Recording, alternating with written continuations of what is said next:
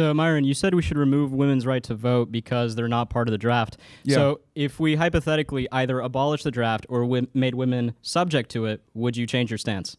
No, because women are physically inferior to men and shouldn't be in war anyway.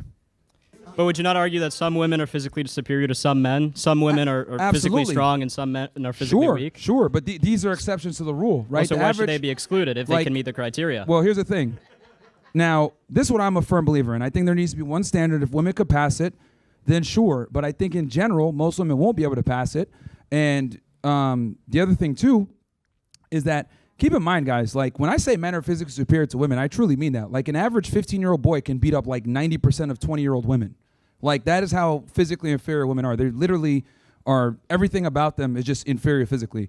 Bone structure, muscle density, lung capacity, everything, right? High school boys like will play sports against like, collegiate and or professional women and smoke them.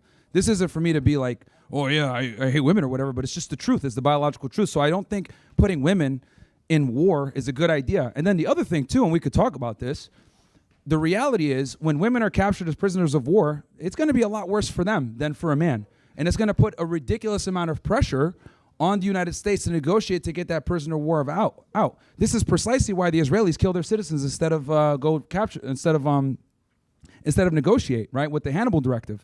So what ends up happening a lot of the times, if you get a female prisoner, the enemy knows that they could go ahead and negotiate for far more, and they have more leverage from a diplomatic sense and creates a geopolitical nightmare for the country that is trying to get them back. This is exactly why Israel has the Hannibal Directive, where if Arab militia fighters are kidnapping people, they'd rather kill those people being kidnapped than allow them to get back into Gaza or to the West Bank or whatever, because it puts them in a very bad situation on their back foot geopolitically. So, I don't think, for the purposes of prisoner of war, also men have a natural instinct to protect women. This is why women couldn't join infantry for so long, because when they're in infantry, the men are going to compromise the unit or do stupid things to go ahead and compensate for that woman's lack of strength or capabilities or whatever it is.